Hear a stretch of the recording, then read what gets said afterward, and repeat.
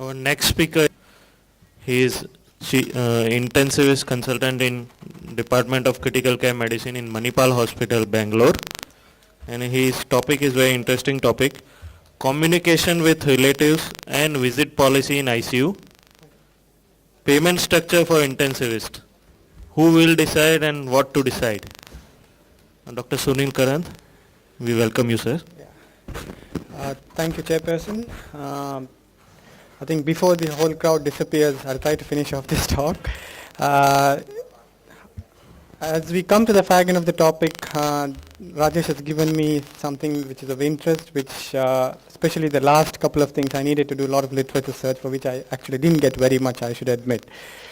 The topic for the next 20 minutes would be, as already specified, I'll deal with the same three headings: communication with family, what should be the strategies that we employ, what are the visiting policies for your intensive care unit, and very briefly touching upon the remuneration for the ICU. For the remuneration for the intensivist. Now, since we have been through a lot of stories and a lot of tables and figures and all that, I just thought we'll start with a video clipping of two communication scenarios.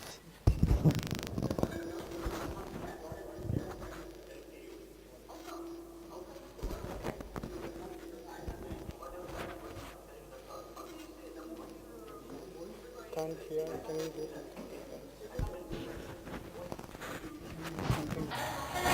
Seems that's very thick. I don't know when he's going to back. What are the doctors comes back? What they have tell you? How come? How come is the what can I do? There's something. I can't do anything. Whatever back I'm telling that's all. How can you say the moment you sit to anything very thick? I can't help you in that. Okay. I can't help you in that. How can you talk? There is a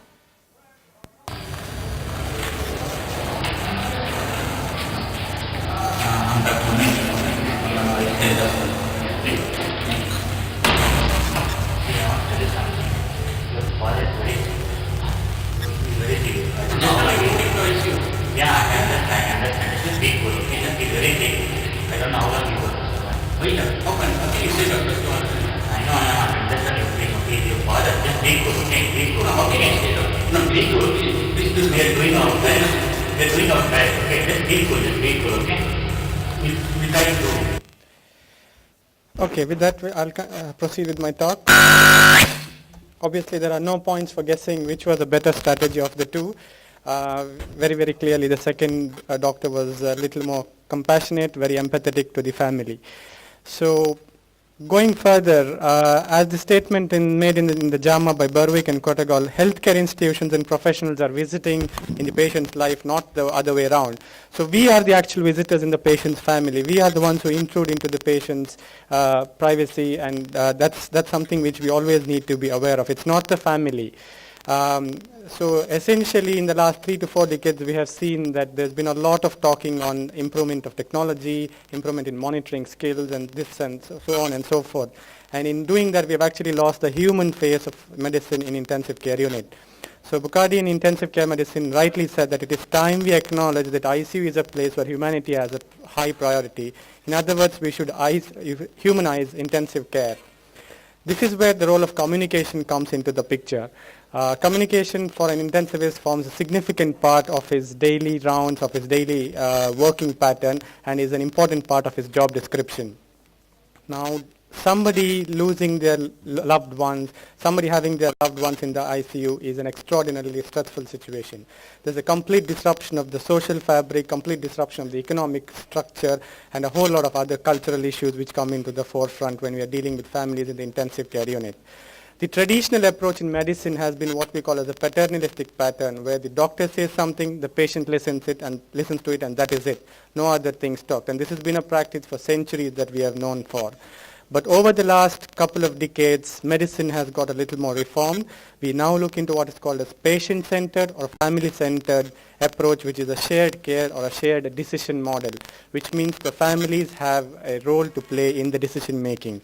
They don't have to decide, but they actually are to be taken into confidence when certain major decisions are made. And this applies to a large extent in intensive care, in addition to a lot of other specialties like oncology and palliative medicine.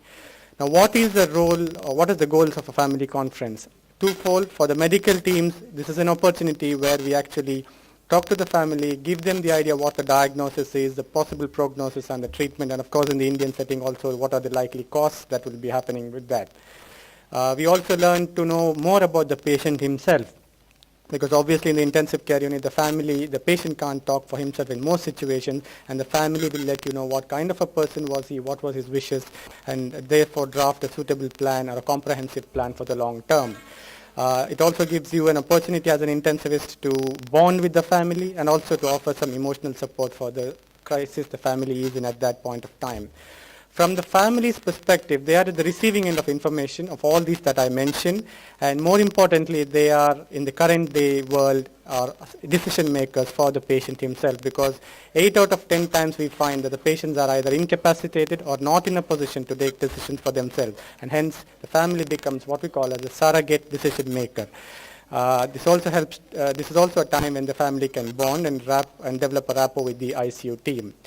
Now, this has been a focus of ICU research for the last couple of decades, and the estimates say that 20% of deaths in the United States in the intensive care unit happen in the intensive care unit, and this is as against the 70% of the deaths happening in the hospital. 20% of them happen inside the intensive care unit, and 9 out of 10 such deaths, that means 90% of such deaths which happen in the ICU are through a process of what is called as withdrawal of active treatment. In other words, it's something like orchestrated death. Unlike 50 years ago when most deaths used to happen at home in the presence of the family, things have now dehumanized so much that we are actually able to orchestrate death. In a study in the Swedish ICUs, they found that 40% of death happen in the ICU without the next of kin being next to the family. It's a very, very sad development. In a single-day study, a cross-sectional study across 90 French ICUs, they found that the average median time spent with the family was about 16 minutes per patient.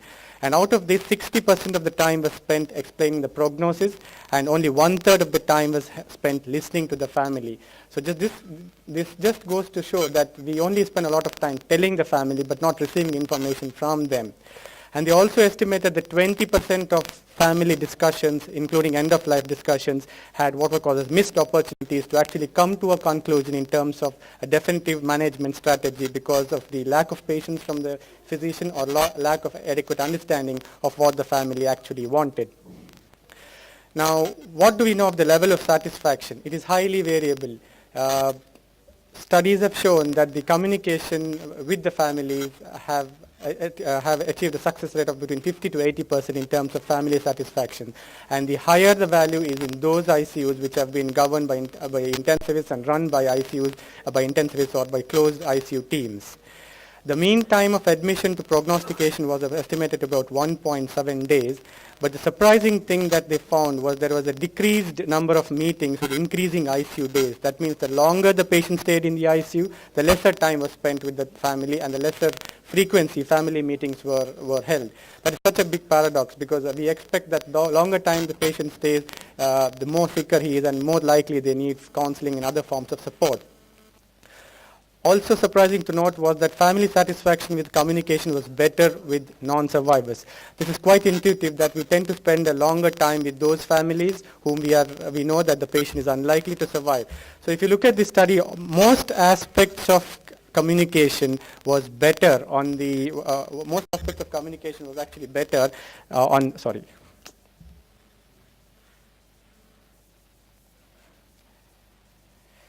was better when the patient actually died, and therefore it's quite obviously it shows that we actually try to spend more time with family. If you look at the graph on that side, it shows that the odds ratio is more in favor of family, which actually family where the patient actually died. And not surprisingly, doctors were found to be very, very poor communicators. A study showed that on a scale of 0 to 10, nurses had a score of about 9 to 9.5, which was equal to the social workers, and doctors scored a poor 6.5 to 7. They are also very, very poor in expressing empathy. There was variable expression, and 30% of patients or 30% of family conferences actually had no empathy expressed by the physician. The physician walked out, told the condition of the patient, and disappeared from the scene. If you look at if you look at the figure, you also find that the expression of empathy goes on decreasing with the increasing period of stay in the ICU by the patient. So we know a lot of things about how to communicate. The theoretical aspects, we are very good at that. But do we implement that? Obviously not. There seems to be a significant quality gap in what is actually being known to us and what we actually do. And this is one of the main source of conflicts in ICU, not only with the families, but also with various other treating teams as well. We all follow, in a cross-sectional study in Norwegian ICU, they found that the most important followed policy was what was known as a wait-and-see policy, where there was a reluctance for the physician to actually let go to prognosticate or even to use the words like poor prognosis, words like death, etc., etc. And this was found to be not a good strategy because it ended up resulting in a lot of ambivalence, a lot of friction, and a lot of conflict between the treating team and a lack of trustworthiness between the families and the treating teams. And this hampered what we call as shared decision making. In a multicultural, multilinguistic society like India, language is also a significant barrier. They estimated that about 40 to 50% of patients do have language problems, and it forms a significant barrier. So how do we circumvent this? By using what we call medical interpreters. These are trained people who actually come forward to help in terms of language translation. But even in those circumstances, they have found that more than 50% of the time there is an alteration in what is being conveyed by the doctor or the physician and what is actually being interpreted to the family. The sources of the types of alteration could be an addition, so the interpreter adds something, or it could be omissions, wherein the key word or a key information is actually missed, substitutions, and editorialization. Now, the fearful thing is that over 3/4 of these alterations were actually found to be clinically significant and resulted in clinically altered consequences. How do we improve ourselves? Specific tools can be used, like having family meeting planners. So before you enter into a family conference, before you have a major discussion with the family, plan yourself. Think what you want to speak, make a draft of an agenda in your own mind, and decide what you want to speak to the family. It's not a bad idea to even tell the families what you're planning to talk to them, what is the agenda of the meeting. You're just going to prognosticate, you're just giving an update, or even letting you know about other modalities of treatment. And of course have a documentation template. So after all the talking that you do, document whatever you have had with whatever discussions you have had with the family, so it's easy for you as well as for other members of your team to actually have a look at what the discussions have been. It's important to have a very good nursing involvement, which very significantly lacks in the Indian ICUs. The reason for this is that they have found that the nurses are actually able to come down to the level of the family and are actually able to link up with the family much better than what the doctors are, because as doctors we generally have an aura around us. We generally have sort of feel that we are one of the superior creatures of society, and that degree of connection doesn't come with the family. Of course, it's a good idea to have a social worker or a grief counselor if it is available, and it goes a long way in improving family satisfaction and also communication skills of the entire ICU team.